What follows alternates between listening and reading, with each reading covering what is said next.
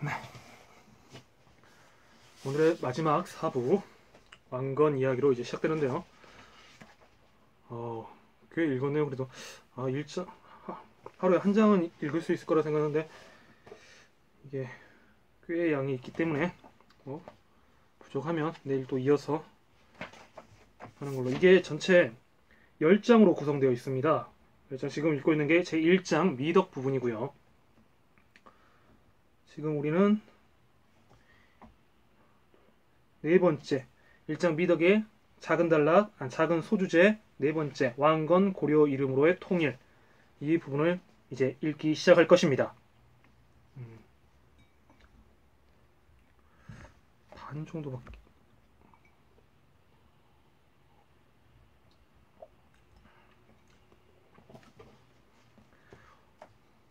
첫 술에 배부를 수 있겠습니까? 열심히 읽다 보면 또 정독을 하는 그날이 오겠죠. 이렇게 또 정독을 하다 보면 남는 것이 있지 않겠습니까? 아무래도 오늘은 조선의 번영기까지 읽으면 다 읽을 것 같은데 천천히 가도록 하겠습니다. 천천히. 좀 늘어지더라도. 아무래도 고대사부터 조선시대까지의 역사를 함축하다 보니까 좀 내용이 분량이 좀 많이 나오는 것 같아요. 그러니까 중요한 이야기만, 포커스를 다뤄야 될 이야기만 이제 하고 있는데, 사실상 고대사만 해도 책 한 권으로 뽑을 수 있으니까, 고대사 한 부분만 해도, 뭐 삼국시대면 삼국시대만 해도 책을 한 권으로 뽑을 수 있는 정도니까 어마어마한 부분을 지금 축약해서 이야기를 하고 있습니다. 그렇기 때문에 제가 중간중간에 이제 생각나는 부분들은 여러분들께 이야기를 해주고 있는데 어떠실지 모르겠습니다. 잘 이해가 되시는지. 뭐 그래도 우리는 또 다른 텍스트를 통해서 또 접하게 되니까요. 뭐 첫 번째 뭐 이해가 안 되시더라도 같이 책을 읽으면서 이런 게 있었구나 정도만 알면 될 것 같습니다. 네, 왕건 고려의 이름으로 통일 읽도록 하겠습니다. 왕건의 군대는 신라가 완전히 물러나 있는 상태에서 창건 후 10년 동안 후백제와 끊임없이 교전을 벌였다. 그러니까 쉽게 이루어지지 않았다라는 것이죠. 특히 나주 금산 전투가 바로 왕건의 첫 번째, 그러니까 왕건이 어떻게 보면 그 궁의 밑에 있을 때 클 수 있는 배경이 되지 않았나, 저는 이렇게 판단을 하고 있는데, 여하튼 보겠습니다. 930년 지금의 안동에서 후백제 군에게 괴멸적인 승리를 거둔 후 고려는 신라한테서 공식적인 항복을 받아내고 연이어 935년에 이르러 후백제를 정복했다. 경순왕 맞죠? 경순왕 맞나? 여하튼간에요. 이름이 좀 헷갈리는데, 여하튼간 마지막 신라의 궁예가 경혜왕의 후손으로 보고 경순왕이 아마 맞을 것 같은데, 이건 제가 다시 한번 알아보겠습니다. 지금 좀 헷갈리는 부분인데요. 여하튼간에 신라의 공식적인 왕에 의한, 그러니까 귀족층들에 의한 항복을 공식적으로 받아내고 후백제를 멸망시킨다. 이건 한 팩트입니다. 후백제를 정복했다. 놀랍게도 이 군대를 지휘한 사람은 자기 아들에게 배반당해 버림받은 후백제 왕 견훤이었다. 이 싸움에서 승리의 과업을 달성한 다음 왕건은 통일을 이루었을 뿐 아니라 도량 있는 태도를 보여줬다. 도량 있는 태도. 그는 자신을 고구려 적통을 이룬 왕으로 간주했기 때문에 망해가는 발해국에서 도망쳐온 고구려의 생존자들을 포용했다. 그러니까 발해의 근원도 고려라고 보고 있거든요. 고려라고 보고 있기 때문에 발해도 역시 고려의 시조가 있고, 따라서 고구려의 정통성을 내세웠기 때문에 발해 민족을 포용할 수 있었다, 이겁니다. 발해국은 926년 거란 군사들에게 정복다. 선비족이 아니네요. 거란 군사들에게 정복당했다. 바로 이 연도가 한국의 국가가 만주의 광범위한 지역을 지배한 맨 마지막 시기로 기록된다. 하지만 그 체험은 아직도 많은 한국 민족주의자들을 고무시켜 현재 북동 중국의 광활한 땅에 대한 권리를 주장하게 만들고 있다. 그러니까 선비족의 침입이 아닌 거란족의 침입으로 멸망했다라는 것이 이야기인데, 여하튼간에 역사학자의 말이 맞겠죠. 제가 아무래도 좀 헷갈렸던 부분이 있었던 것 같습니다. 여하튼 거란 군사에 의해서 멸망당했다. 그리고 그것이 공식적인 기록이었다. 네, 책에서 이야기하고 있습니다. 보겠습니다. 왕건은 신라의 공주를 왕비로 맞아들이고 신라의 귀족들에게 전례 없는 관용을 베풀었다. 그는 후삼국의 유민들을 통합하는 제도를 수립했고 그로써 한반도의 진정한 통일을 성취했다. 고려왕조는 500년의 약간 못 미치는 기간을 통치했는데 전성기는 세계에서 가장 선진적인 문명국 반열에 올랐다. 서울 북쪽 38도선상에서 양단되는 도시 개성에 도읍을 둔 고려 왕조의 혼성 엘리트는 근세까지도 계속된 귀족적 연속성의 전통을 만들어냈다. 엘리트 계층은 결혼동맹과 토지에 대한 지배, 중앙의 정치 관직 등을 통해서 귀족의 특권과 정치 권력을 융합했고 이러한 계급적 위치를 세습적인 것으로 만듦으로써 자신들의 지위를 난공불락이라 말해도 좋을 정도까지 강화했다. 그러니까 신라에서 고려로 이양되는 것은 여러 가지 이제 시대의 변화, 새로운 이제 시기라고 구분짓는 이제 근거가 되는 것이 하나가 이겁니다. 신라는 골품제도에 의해서 굉장히 폐쇄적인 집단 체제였습니다. 그런데 고려는 역시 폐쇄적인 건 맞습니다. 신분제 사회였기 때문에 폐쇄적인 건 맞는데 아무래도 상대적으로 신라에 비해서는 고루 인재를 갖추려고 했다는 거죠. 그러니까 권력층, 그러니까 엘리트 집단을 포용하려고 했다는 것이죠. 대표적인 것이 쌍기의 광종시대 쌍기의 건의에 의해서 시행된 과거제도의 시행, 이런 것들이 바로 그 대표적인 예가 되겠죠. 그러니까 혈연에 의한 세습, 혈통을 구별하는 육두품, 진골, 성골 구별하는 그때에 비해서는 좀 더 문이 개방되어 있었다. 하지만 여전히 신분제 사회였다. 그건 조선시대도 마찬가지죠. 조선시대도 과거제도는 했지만 여전히 조선시대도 양천제, 이렇게 양반과 상민, 천민 구별짓는 신분제였다. 신분제 사회는 맞습니다. 다만 상대적으로 봐야 된다. 상대적으로 좀 더 열려있다. 이거죠.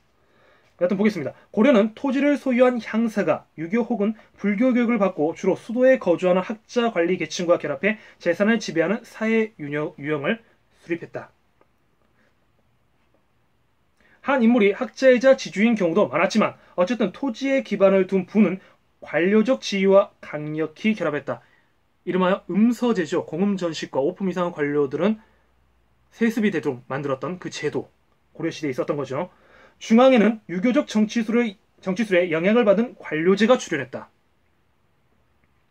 관료제는 이후 지방 세력에게 영향을 행사하려고 노력했는데 결국 이것은 일본이나 유럽의 봉건적 유형, 즉 강력한 군사적 계급에 의해 뒷받침되는 성화도시나 영지, 분권적 주권 등의 성립에 불리하게 작용했다. 비록 한국도 9에서 10세기 강력한 성읍도시 영주들과 군사 지휘관들이 중앙 권력에 도전했을 때는 봉건적 유격에 근접했지만 말이다. 그러니까 강력한 중앙 권력 통제 기관이라고 해도요, 여전히 고려 시대는 호족의 문화가 남아 있었다라는 겁니다. 사실상 고려 왕조를 제창한 것은 누구입니까? 지방민의 호족의 힘이 편입되어 있기 때문에 고려라는 나라를 건국할 수 있었던 것 아니겠습니까? 그들의 힘이 있었기 때문에. 그렇기 때문에 왕건도 초창기에 민족 융합 정책 중에 하나가 호족과의 결혼 동맹 추진. 그래서 부인을 29명이나 뒀던 역사. 이걸 우리가 기억해야 되겠죠. 그러니까 단순히 호색가여서 29명의 부인을 뒀다기보다는 이런 민족 융합 정책, 그러니까 호족들에 의한 반란을 억제하고자 했던 점이 있지 않았나 저는 생각을 하고 있습니다. 결혼 동맹 정책에는 여하튼간요. 그러면서 성씨를 부여하는 정책, 이런 정책도 있었죠. 13세기에 고려에는 두 개의 정부 집단이 있었다. 하나는 민간인 관료 집단이 있었고 다른 하나는 무신 집단이었다. 당시에는 무인들의 힘이 강했지만 이후 두 세력은 양반으로 알려지게 되었다. 세습귀족 밑에는 농부, 서기, 상인과 같은 양민이 있었고 이들 밑에는 도살업자, 갑바치, 예등인 등 천민이라고 하는 체하 집단이 있었다. 이 부분에 대해서는 조금 이제 아무래도 외국인의 입장이다 보니까 우리 역사 체계와 좀 다른 것 같은데요. 그러니까 우리가 흔히 백정이라고 하죠. 도살업자들을 가축을 살해해서 이제 고기로 만드는 걸 백정이라고 하는데 고려 시대까지도 이 백정은 양민이었습니다. 그리고 조선 시대 넘어가니까 이들을 이제 천민 집단으로 같이 전락을 하거든요. 같이 전락이 되고 이제 이것들이 나중에 이제 일제 시대, 그러니까 갑오 개혁을 지나서 이제 신분제 해방이 되면서 이제 이들의 천민 의식이 그때 이제 벗어나게 되는 거죠. 이제 평등하다. 하지만 의식 속에서는 그것들이 여전히 존재했었고, 그래서 진주 형평사 운동이라고 해서 일제시대 1923년도인가요? 그때 이제 발발하게 되죠. 이게 바로 어떻게 보면 백정의 역사인데, 고려시대 때는 이들은 최하층 집단은 아니었어요. 천민은 아니었어요. 양민과 똑같았습니다. 이 부분의 서술은 좀 우리가 고려를 해야 될 것 같습니다. 여하튼 천민들은 격리되고 추방된 마을에서 카스 제도의 최하층과 같은 삶을 이어갔고, 그렇죠. 향소부곡이라 일컬어지는 지역이 있었죠. 천민들이 거주하는, 그리고 작물을 만드는 뭐 이런 집단들이 있었죠. 그리고 세금은 가혹하게 걷고, 이런 고려시대에 있었는데, 이 향소부곡도 사라진 게 조선시대에 와서 향소부곡이 사라졌고 전국 8도 경기로 나눠졌던 거, 이것도 조선시대 때 와서 이루어졌던 일이죠. 여튼 간에요, 자손들에게 세습되었다. 마찬가지로 노비도 세습되었으며 고려 사회는 30%나 되는 인구를 잡았다. 꽤 많은, 그러니까 이렇게 생각하면 쉬울 겁니다. 우리가 강아지가 새끼를 낳으면 그 강아지 새끼의 주인은 누가 됩니까? 아버지를 가진 강아지 주인이 됩니까? 어머니를 가진 강아지 주인 것이 됩니까? 어머니죠. 그러니까 목의 중심. 그러니까 노비도 그렇게 생각하면, 세습된다는 말은 그렇게 생각하면 될 것입니다. 주인에게 누구에게 예속되느냐. 그리고 네, 그렇게 보면 될 것 같습니다. 여하튼 이어서 읽으면요, 우리는 이러한 사회 정치적 유형을 봉건제도와 구별해 농업관료제라고 부르는데, 앞으로 조선시대에 이 유형이 완전히 발전된 형태에 도달하게 되었을 때 다시 논의할 것이다. 비록 이 사회 체계는 수세기에 걸쳐 진화해왔지만 주요한 특징은 관료의 권력과 지방 토 사이에 존재하는 강력하고 지속적인 긴장이었다. 이 체계는 정치술과 철학 면에서는 중국의 체계에 가까웠으나 지방 세력들이 중국의 지방 세력보다 좀 더 확고한 힘을 보유했으며, 그런 점에서 일본의 봉건적 유형을 닮은 경우가 많았다. 일본의 봉건제는 각 지방에서 토지 소유권과 귀족 지위가 융합됐으며 에따 또는 브라꾸민과 같은 최하층 집단이 있었는데, 이런 집단은 중국에서는 본질적으로 존재하지 않았던 것이다. 그러니까 우리나라의 향소부엌이 일본의 에따 또는 브라꾸민을 두른 그 집단, 그 정치체계와 약간 유사하다. 이 부분은 저도 다시 한번 체크하게 되네요. 우리는 이 사회체계를 중국의 특정 지역, 이를테면 꽝둥 삼각주처럼 논농사에 의한 농업의 부가 우세한 지역과 비교할 수 있지만, 중국인들은 송대 이래 대부분 세습지를 포기했기 때문에 이 체제는 중국의 체제와 비교해 사회적 유동성이 적다는 것이 특징이었다. 그렇죠. 고려의 창건 후 총애받은 신하들은 왕조의 통일을 지지한 보상으로 무상 토지를 불화받았으며 세금 징수권도 받았다. 이름하여 태조 때 시행한 역분전이 이거죠. 농공행상에 따라서 관료들에게 토지를 지급하는 방식이 바로 역분전이었는데, 바로 지금 이것을 말합니다. 수조권을 지급한 것이죠. 수조권과, 그러니까 세금을 거둘 수 있는 권리를 수조권이라고 합니다. 여튼간에요, 계속 보면요, 한편 대토지 소유 가문은 영구히 토지를 소유했고 유족에게 유산으로 물려줄 수 있었는데, 그 땅의 소출은 세금을 내고 난 다음에는 소유자의 마음대로 처분할 수 있었다. 그러니까 소유자의 마음대로 처분할 수 있다는 것은 토지를 매매할 수 있었고, 또한 상속할 수 있었다라는 거죠. 매매 상속이 자유로웠다, 이겁니다. 이리하여 나라의 모든 토지는 왕에게 속한다는 왕토사상입니다. 왕토사상은 취지의 규정이 있었음에도 불구하고 토지는 사유재산이 되었다. 그러니까 근본적으로 나라의 토지는 왕의 것이다 해서 왕토사상이 있었지만, 그것은 어디까지나 사상의 철학적인 문제였고 실제로는 매매나 상속이 이루어지는 자유경제지에 포함되었다라고 우리가 이해하면 좀 더 쉬울 것 같다는 생각이 듭니다. 여하튼간에요, 현물로 세금을 내는 소작인들이 주로 토지를 경작하는 이 체제는 수백 명의 소작인과 노비가 딸린 막대한 토계획을 만들어내는 경우가 많았는데, 이의 본질적인 형태는 조선시대와 식민지 시대까지 계속되었다. 이걸 이제 일괄적으로 이제 역사를 축약하다 보니까 이렇게 통신론적 관점에서 식민지 시대까지 계속되었다였는데, 그 주체는 이제 간 구분을 해야 될 것 같다는 생각이 듭니다. 예를 들어서 고려 말에 곤문세종은 막대한 토지를 부양하고 세금을 수탈했죠. 그리고 그에 대해서 반발 세력이 일어났는데, 바로 그것들이 바로 여러분이 알고 있는 정도전, 정도전 같은 인물들이죠. 이들의 같은 신진 사대부들이 이제 성장하게 되죠. 하지만 이제 신진 사대부들이 성장해서 이제 만들어진 나라가 바로 조선시대 아니겠습니까? 그런데 신진 사대부도 또 갈라집니다. 선주께서 이방원의 철퇴에 의해 죽게 된 정몽주 단신가로 유명하죠. 이분을 잇는 온건계합파가 있었고요. 온건계합파가 있고 정도전 같은 급진계합파가 있었는데 초기에는 이제 정도전 같은 급진계합파들이 주도를 잡습니다. 그리고 이 온건계합파는 쭉 이제 자신들만의 삶을 이어나가죠. 조선의 역사에서. 그리고 실제적으로 이 온건계합파들은 초창기에는 조선의 건국을 부정합니다. 하지만 이제 세월이 지나고 보니까 어떤 세력으로 나눠집니까? 바로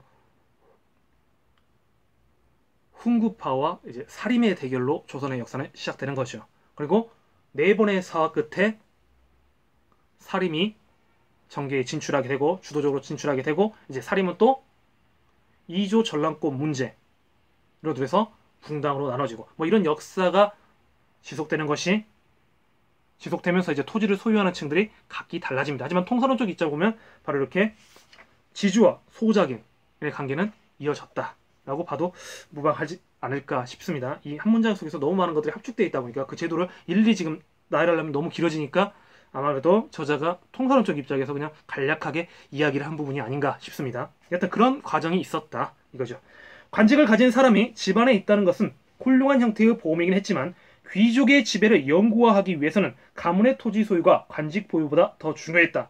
부유한 귀족 지주는 개성이나 서울 같은 수도에 살면서 고려 초기부터 근대에 이르기까지 은혜로운 존재 아니면 저주스러운 존재가 되었고 보는 사람의 입장에 따라서 결국 토지의 균등한 재분배는 유교적 개혁가와 자본주의적 근대화론자, 공산주의 선동가들이 다 같이 내세우는 초점이 되었다. 이 땅에서 일하는 농부들에게 유일한 도피는 때로 산으로 도망가는 것이었으니 고려의 한 장가는 그 심정을 다음과 같이 피력했다. 이제 창가, 뭐 이렇게 고려 소교, 민요 이런 것을 말하는데 대표적인 게 여러분이 알고 있는 청산별곡입니다. 그 육룡이 나르샤라는 드라마에서 변요한 씨가 계단 같은 데에 앉아가지고 부르는 장면이 나오면서 사람들이 모이는 장면들이 있잖아요. 그 부분을 생각하시면 좀 쉬울 것 같은데요.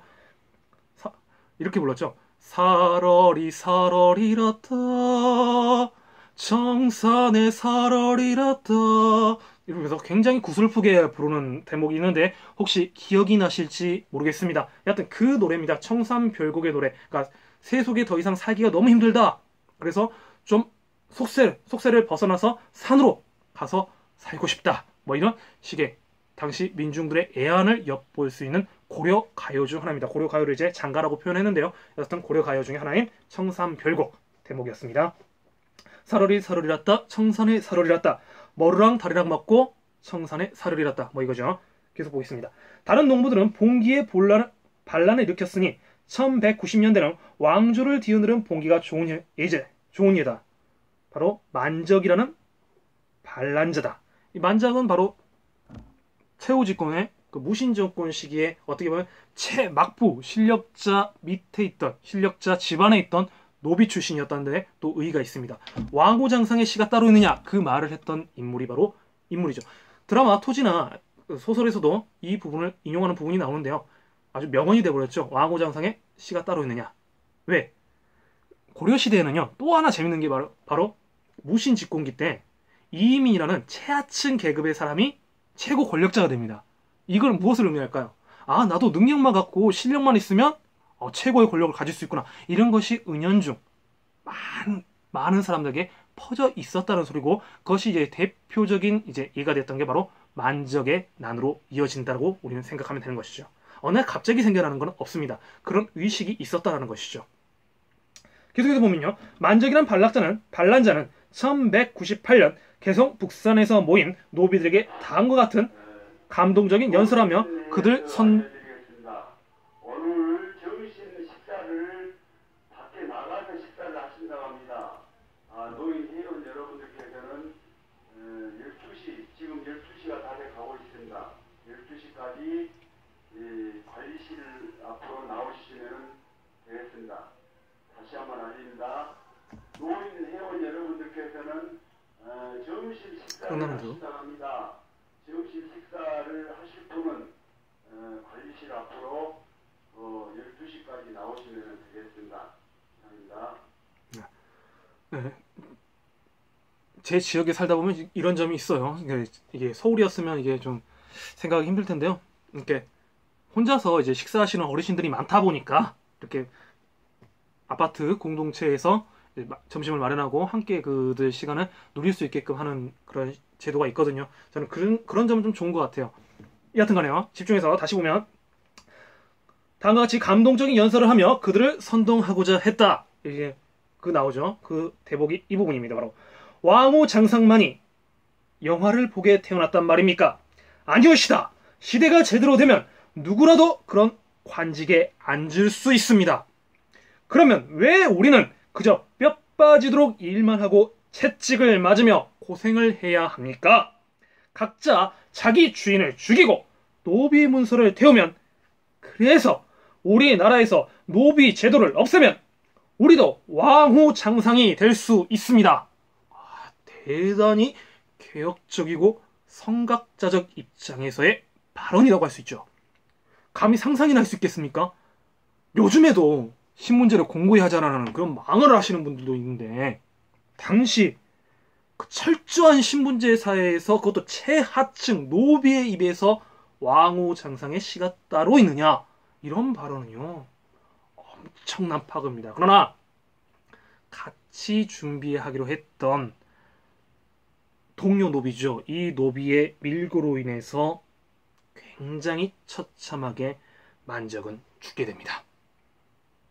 그리고 당연히 성공할 수 없었죠. 만약, 그러니까 역사에서 if라는 것은 항상 이야기하면 안 되지만, 만약 이때 만적의 난이 성공을 했다면 우리는 사실상 신분 개혁이 소멸된 거는요 1894년 갑오개혁 때를 기점으로 이야기를 하는데요, 그보다 훨씬 앞에 얼마입니까? 거의 700년 앞에 신분제 타파를 성공할 수 있었지 않았을까. 엄청난 역사, 700년을 앞당긴다는 거, 그리고 또 다른 문화의 어떤 선진 문화를 꽃피울 수 있지 않았을까, 이런 생각도 재미삼아 해봅니다. 하지만 역사는 아직까지는 그 단계는 아니었었죠. 여하튼 만적의 체온은 그랬다는 것이죠. 여하튼 그래도 만적의 발언은 의미심장하죠. 왕후 장상의 시는 따로 없다. 그렇죠. 하지만 고려의 귀족이 전혀 미덕이 없었던 것은 아니다. 그들은 당시 송왕조에 출현한 찬란한 중국 문명을 숭상하며 그들과 상호작용하였다. 송나라의 공식 사절단과 보통 상인들은 비단과 도자기, 목판 인쇄 서적들을 가져와 고려의 금은 인상과 바꿔갔다. 정교하게 제작된 송의 도자기는 고려의 장인들의 자극에 훨씬 더 정교한 상감청자를 만들도록 했는데, 청록색 유약에 오염되지 않는 깨끗한 상감 문양의 미세한 기술면이나 그 이전이나 그 이후의 어떤 도자기도 필적할 수 없는 12세기 고려 청자는 귀족들의 세련된 취향을 현시했으며 훗날 일본 도공들에게 막대한 영향을 끼쳤다. 그렇죠. 고려 청자. 대표적으로 이제 서극이란 인물이 있는데, 서긍익이란 이입니다. 서긍익. 이런 인물이 있는데 바로 이 고려 청자를 애찬을 했던 인물 중에 하나죠. 그리고 여러분이 알고 있는 임진왜란은요, 다른 말로 도자기 전쟁이라고도 부릅니다. 그만큼 고려부터 이어온 한국의 도자기는 굉장히 문화적 퀄리티가 높았죠. 특히 우리가 알고 있는 전라남도 강진, 바로 도자기의 중심지라고 불릴만한 민족적 유물들이 있는 곳이기도 합니다. 도자기의 도시라고도 불리죠. 도자기를 세공했다. 그리고 이 당시 고려 청자를 이제 지금 만들려고 하면 잘 만들 수 없다고 합니다. 유약을 바르는 기술부터 해서 색감을 넣고 조각하는 게, 조각하는 건 가능할지 모르겠지만 그 유약 기술을 복원하는 게 좀 어렵다고 하네요. 그 자세한 건 잘 모르겠지만 여하튼 그런 이야기가 있다는 것이죠. 그리고 이 문화적 퀄리티를 우리는 가지고 있다. 고려 청자가 그만큼 대단한 퀄리티를 가지고 있었구나. 이 정도 알고 넘어가면 될 것 같습니다. 여하튼요. 그러나 청자는 또한 상대적으로 꾸밈이 없는 진솔한 도자기였다. 윌리엄 하니는 다음과 같이 말했다. 가장 훌륭한 한국 도자기는 독창적일 뿐 아니라 이제까지 만들어진 것 가운데 가장 우아하고 꾸밈없는 도자기다. 이 도자기에는 도자기가 가질 수 있는 모든 미덕이 다 있다. 처음에 이 도자기는 차분하게 행복을 누리는 사람들에 대해 말하는 것처럼 보이다가 잠시 후 극심한 공공의 시기가 되면 그 우아함은 전혀 다른 식으로 경탄을 자아내는 맹렬한 엄격함에게 자리를 내준다. 사실 이 한국 도자기는 심지어 중국 도자기도 거의 미치지 못한 높은 경지에 도달했다. 한국인이 말하면 자화자찬이 되겠지만 외국인도 그렇게 보고 있다는 말에서 우리는 자부심을 가져도 될 것 같습니다. 중국과 마찬가지로 한국도 무역선을 파견했다. 수도 인근의 예성강 하구의 병란도는 국제적인 상업항으로 아랍 선박들이 향료와 의약품을 싣고 와 고려의 가죽 및 모피와 바꿔갔다. 일본과도 많은 무역을 하였으니 이 사실은 우리로 하여금 이 당시 동아시아의 국제적 체계가 대단한 유동성을 가지고 있었다는 것과 고려가 바로 다음에 이어진 은자의 나라는 정반대로 자신감 넘치는 현세적 국가였다는 것을 상상할 수 있게 한다. 은자의 나라는 조선을 빗대는 말이죠. 여하튼 보겠습니다. 은자의 나라, 선비의 나라. 네.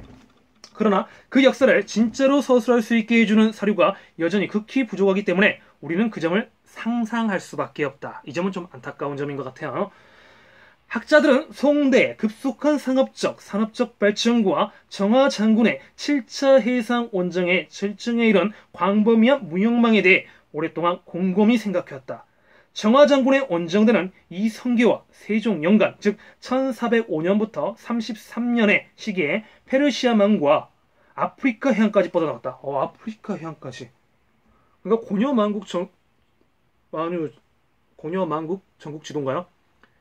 이게 이해외에 태종 때 만들어진 걸로 알고 있는데, 그러니까 당시에 우리나라가 굉장히 멀리까지 갔었다는 것을 기록해주는 게 바로 정화장군 원정대였네요. 아프리카까지 가게 됐다는 것은 거의 끝까지 갔다는 소리가 아닌가요? 그쵸? 미국 신대륙이라고 하고 발견된 게 언제였죠? 콜럼버스에 의해서? 여튼간요. 그만큼 세계로 뻗어나가는 기력이 있었다. 이거죠. 문제는 왜 이 생산적인 시대가 막을 내렸는가이다. 우리가 같은 질문을 고려에 대해서도 던질 수 있을 것이다. 어째서 송나라와 고려의 발명품이 서구에서 다시 발명되어야 했는가? 어째서 그로부터 과학과 자본주의, 근대성을 향한 꾸준한 발전이 이루어지지 않았단 말인가? 가장 훌륭한 역사가들조차 이 진보 논리에 정하지 못하고 빠져든다. 예를 들어 우리는 페르낭 브로델이 그의 빛나는 경력의 말미에서 극동아시아의 비유동성과 자기 방식에 대한 비상한 헌신성에 당황했음을, 이들이 과연 뒤떨어진 것인지 아니면 있던 자리에 그대로 있는 것인지를 놓고 속을 썩였음을, 왜 이들이 오랫동안 서양을 앞서 나가다가 서양에게 추월당하게 되었는지를 의아히 여겼음이 발견한다. 그러니까 한때나마 이 동아시아의 세력권, 그러니까 한반도를 포함한 이 동아시아 세력권은 아프리카가 이 정도 굉장히 넓은 문화 형성력을 가지고 있었다라는 것입니다. 그러나 어찌 보면 지금의 입장에서 생각하면 냉전 시기 종료 후, 그리고 포스트 모더니즘이라는 시기가 오고 지금 탈포스트 모더니즘 시기라고까지 이야기하는데, 여전히 우리 사회에 있는 게 바로 메카시즘의 논리죠. 그러니까 미국의 한 의원에 의해서 발현된, 메카시라는 의원에 의해서 발현된 그 메카시즘, 우리식으로 하면 바로 종북몰이죠. 뭔가 깨어난 생각을 말하고 복지를 이야기하면 종북이다 라는 위험 명제를 둘러버리는 이것의 논리. 역사는 항상 진일보하는 건 아닌 것 같습니다. 때론 퇴행하고 일보하는데 지금의 역사를 여러분은 어떻게 보시는지 모르겠습니다만 저는 조금 거꾸로 가고 있지 않나, 이런 생각까지도 마저 듭니다. 그리고 현재 7곡 주민들이 거세게 반발하는 사드 배치 문제들.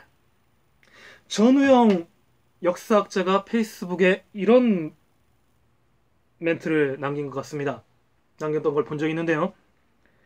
강정 주민들이 해군 기지 건설에 대해서 반발할 때는 종북으로 몰더니 자기네 지역에서 사드가 배치된다고 하니, 자기 인근 지역에서 사드가 배치된다고 하니 반발하는 것은 무엇일까?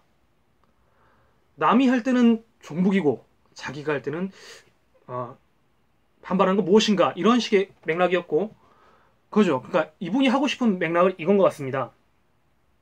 공동체적으로 생각을 해라. 남의 입장일 때 수수방관하지 말고, 지금의 사드 배치도 마찬가지겠지만 무엇인가 현안이 있을 때, 문제가 있을 때 자기 입장만 고수하지 말고 상대적인 입장에서 서로 생각하고 아픔을 공유하고 그거를 해결해 나가도록 하자라는 취지의 조금 센 발언이었죠. 하지만 저는 좀 기억이 남습니다. 마찬가지죠. 서양을 추월했던 역사를 가지고 있었다는 건 다시 말하면 뭡니까? 우리의 노력 여하에 따라서 얼마든지 다시 역전될 수 있는, 사실 아시아라는 말도 그렇습니다. 이 아시아라는 말이 뭡니까? 동쪽에 있기 때문에 아시아라고 하지 않겠습니까? 누구를 기준으로? 서양인을 기준으로 해서 만들어진 말이 아시아 있는데 우리는 그냥 무분별하게 아무 생각 없이 무비판적으로 받아서 그냥 아시아 한국이라는 말을 쓰는데요. 조금 그런 명맥에서도 좀 생각해 볼 여지는 있는 것 같습니다. 지금 신나지 않습니까? 한국이 고구려가 아프리카까지 고구려 그리고 조선시대 정화장군 원정대 이거 정말 신나지 않습니까? 이런 것들이 있었다라는 그 사실, 그 팩트 하나만 아는 것도 우리가 지금 사는 현실 세계에 굉장한 큰 활력소가 될 것이라고 미루어 의심치 않습니다. 계속 읽겠습니다. 그가 내린 잠정적 회담은 동아시아 문명은 아주 일찍 갈목할 만한 성숙을 이뤘지만 그 본질적 구조는 거의 변화의 영향을 받지 않는 그런 배경 속에서 성숙했다는 것이다. 이 말에 일령 공감하는 게요. 구한말 되었을 때 정치는 개혁을 이루지 않았습니다. 하지만 민중들은 끊임없이 발전하고 개화를 이뤄냈죠. 민중들은 생각들이 많이 바뀌었죠. 대표적인 게 동학농민운동 아니겠습니까? 갑신정변 3일 만에 천하로 끝나고 그 다음에 이제 동학농민운동이 일어났고 이 동학농민운동이 이제 갑오개혁의 일부 정도 반영됐지만 특히 동학농민운동에서 일어났던 신문제 철폐와 토지 평균 분배 이런 것들, 토지제도에 대한 문제 이런 것들을 사람들이 인식하면서 점점 깨어갔다는 것들, 그리고 상업이 발달하게 되었다는 것들, 이런 것들이 근대화로 이행되는 어떤 필수적인 요인들 중에 이제 상업 발달했다는 시민의식들 이런 것도 하나 평가 대상이었는데 이미 민중들은 그런 것들에 대해서 깨어 있었는데 정치계 쪽에서 정치라는 위정자들 쪽에서는 결속만 하고 지네들끼만 관직문을 좁히는 일명하여 세도 정권 그리고 이제 흥선대원군이었으니까요. 그런 것들의 연장선상에서 이야기를 했었죠. 그리고 흥선대원군 같은 경우도 이제 당백전에 발급을 하면서 경복궁 중동, 다시 말하면 이분이 갖고 있는 개혁의 의지라는 것은 이분이 갖고 있었던 개혁의 의지는 왕조의 복권이었습니다. 왕조의 정통성을 세우는 것이었습니다. 그러니까 다른 의미에서 세계와의 어떤 협력을 통해서 과학을 발달하고 철학을 발달하고 백성을 편안하게 해주고 이런 것의 의미보다는 왕권의 복권 이거였죠. 이것에 의의를 두면서 이제 경복궁을 무리하게 중축하게 되고 그 과정에서 이제 서운철폐와 원인과 맞물리면서 유린과 서민들의 반발을 사게 되죠. 특히 당백정의 발행은 악화의 발행이라고 하죠. 이 악화의 발행으로 인해서 많은 사람들이 고생을 하게 됩니다. 여튼 많은 점이 시사가 되지만 여튼 그런 역사적 배경이 있었고 외국인들이 이렇게 평가를 했었구나 알면 되겠죠. 계속해서 읽겠습니다. 오늘의 원근 렌즈를 끼고 이 장기지속의 역사가에게 몇 가지 질문을 던져보자. 동아시아 문명이 아직 성숙에 도달하지 않은 것이라면 어떻게 할 텐가? 만약 자기 방식에 대한 헌신성이 그렇게 핵심적인 문제라면 어째서 오늘날 동아시아의 자본주의는 이다지도 만만치 않은 힘을 발휘하는가?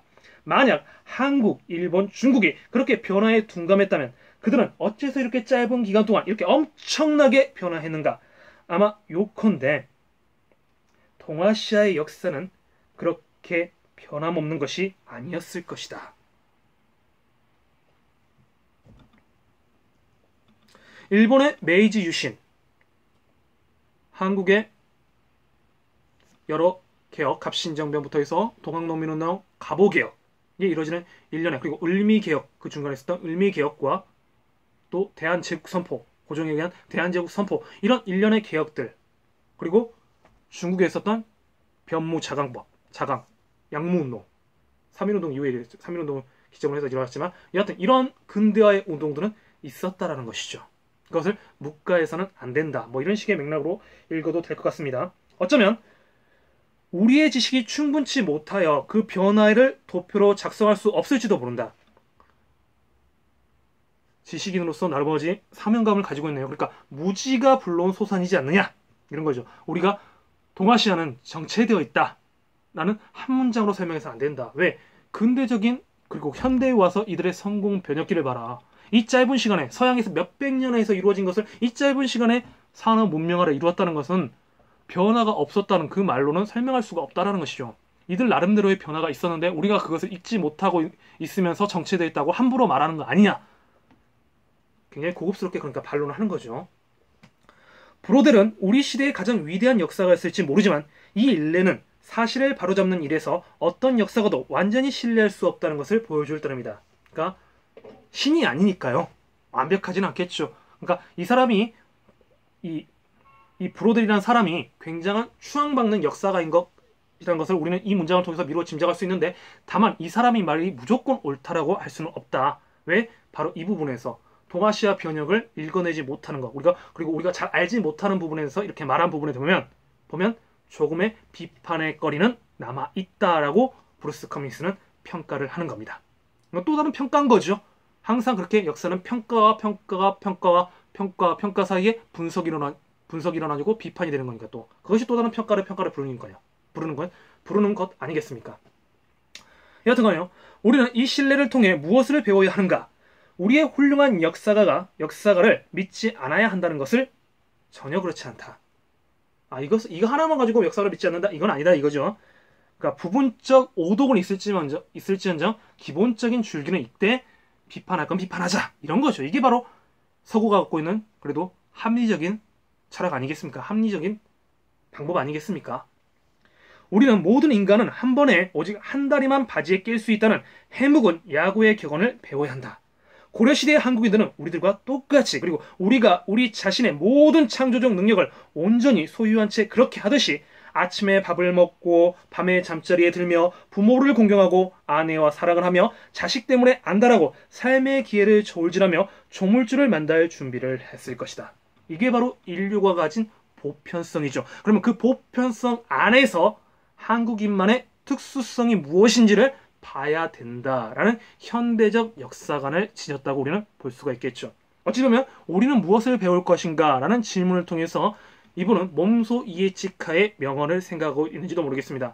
역사란 과거와 현재의 끊임없는 대화이다. 단순히 역사적 의미로서의 한 줄이 아니라 지금 우리가 무엇을 배울 수 있는지, 바로 벗고 창신할 수 있는 정신이 무엇인지, 옹고 정신할 거리는 무엇인지, 이것들에 대해서 묻고 답하는 자문답의 기술로서 문장은 서술되어 있습니다. 이해되십니까? 계속해서 보겠습니다. 나아가 지금부터 수백 년 후 어느 날인가는 고려의 방식이 브로델조차도 머리에서 떨쳐내지 못한 변화, 진보, 격동의 방식 바랄라를 향해 상한 곡선을 그리는 역사. 이 바랄라라는 것은 북유럽 신화에서 이 상향에 해당하는 아스가르드의 한 장소 이렇게 되어 있는데, 그러니까 천국, 이런 유토피아, 이런 걸 뜻하는 것 같아요. 바랄라라는 거. 하여튼 이런 바랄라보다 더 나은 것으로 간주될지 모를 일이다. 언젠가 프랑스 혁명의 의의에 대해 논평해달라는 부탁을 받고 마오쩌둥은 아직 얘기하기 이르다라고 대답했다. 우리의 프랑스 진보주의자들에게도 동양의 지혜가 좀 있었으면 이런 이야기를 했다는 거죠. 그만큼 동양의 지혜가 있다. 고려시대 내내 불교는 유교와 공존하며 사회의 일상생활에 값진 영향을 끼쳤으며 현대 한국의 특징이라 꼽을 수 있는 절충주적 종교적 믿음을 유산으로 물려주었다. 그 대표적인 게 뭡니까? 진울의 수선사 결사운동 이후에 그 다음에 일어난 인물이 바로 해심이라는 거죠. 바로 유불일체설의 이야기를 했고, 이것이 후에 조선의 유교국가로서의 변모로 다지는 기반이 되게 사상적 토대를 닦아주는 일을 하죠. 이런 역사적인 맥락이 있었고, 그리고 그러한 유교적 신념들은 우리가 일제강점기를 겪었지만 또 어떻습니까? 그 겪었음에도 불구하고, 그리고 한국전쟁을 거치고 지금의 시대까지 왔지만 여전히 일맥상통하는 부분이 있다. 이어지는 줄기가 있다. 완전하게 없어지진 않았다. 라는 거. 이해되십니까? 계속해서 읽겠습니다. 그래서 한국인들은 동시에 유교, 불교, 기독교 신자가 되는 경우가 흔하다. 고려의 승려들은 한국판 불경을 8만 대정기라고 알려진 어마어마한 규모의 목판 인쇄폰으로 옮김으로써 종교적 실천을 체계화했다.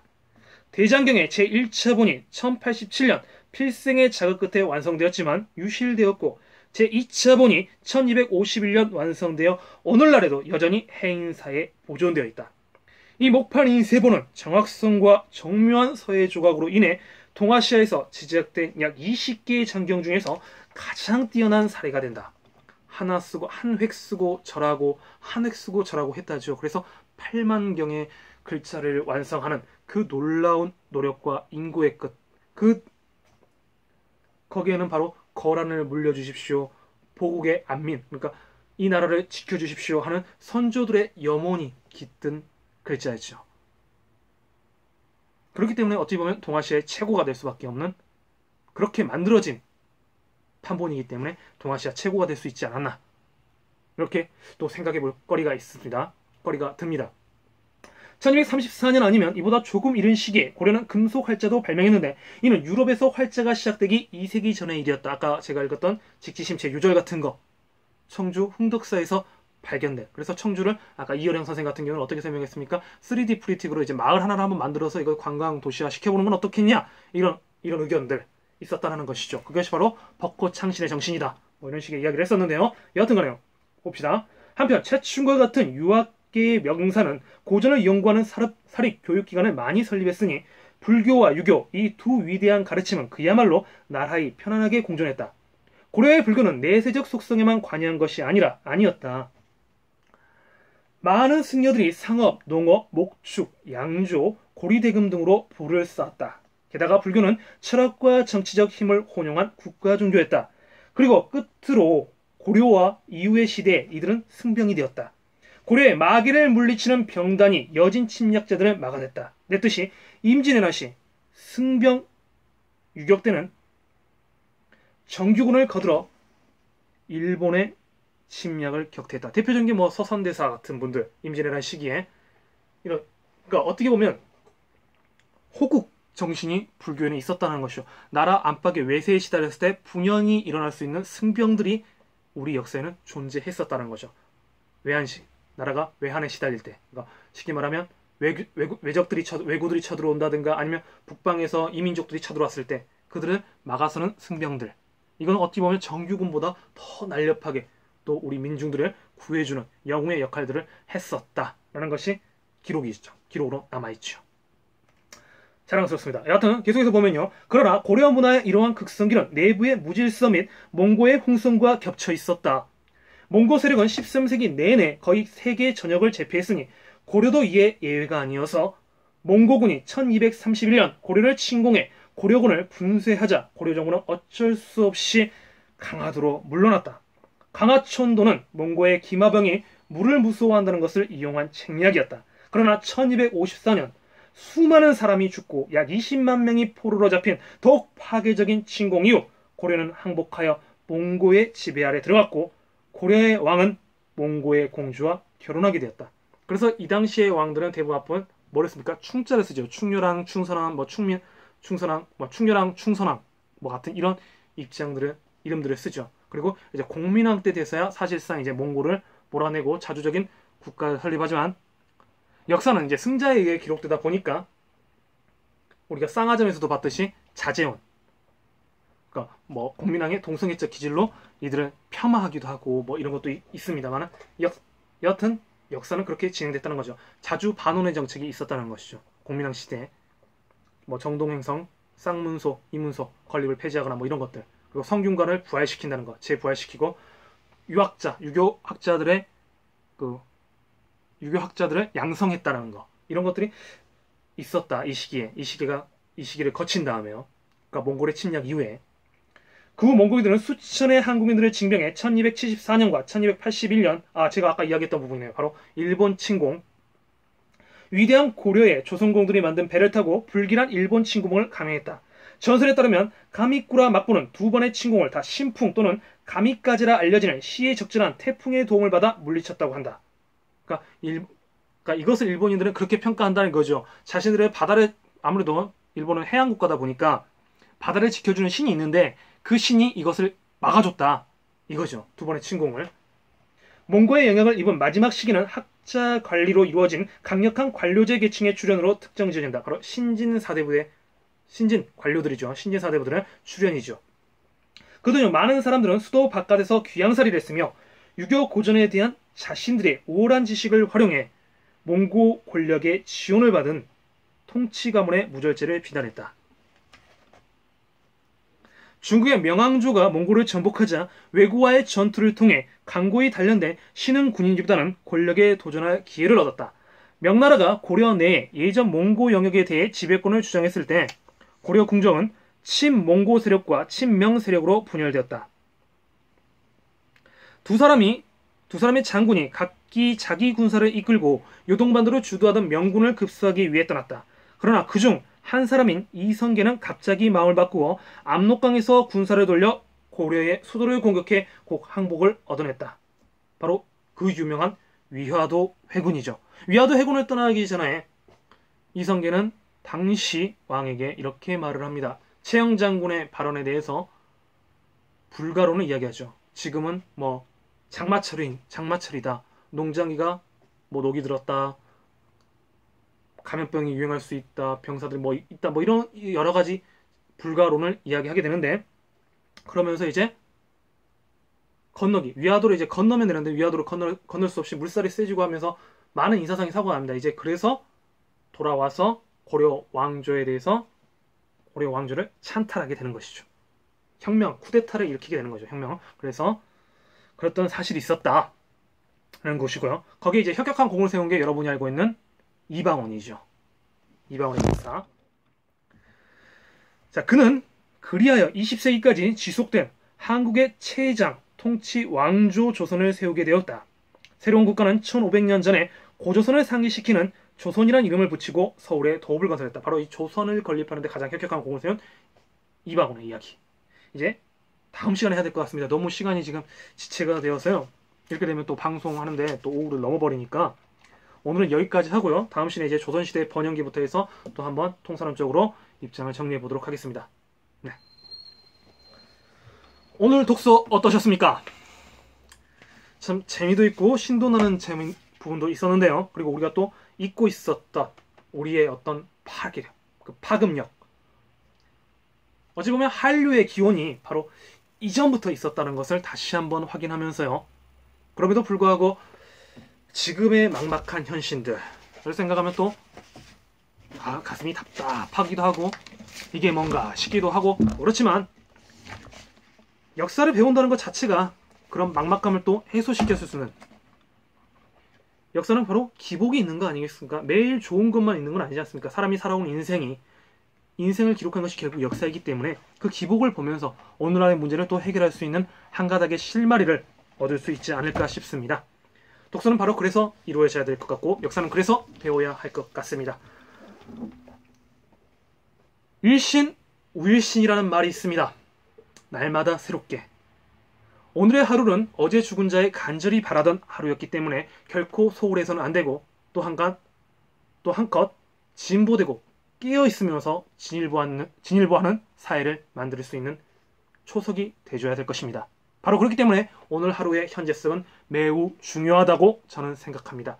독서를 하고 또 토론을 하고 이야기를 하고 의견을 개진하고 그리고 궁극적으로 발언을 해서 정책을 만들 수 있는 깨어있는 시민이 한 사람이라도 더 나올 수 있기를 바라며 오늘 방송 마치겠습니다. 감사합니다.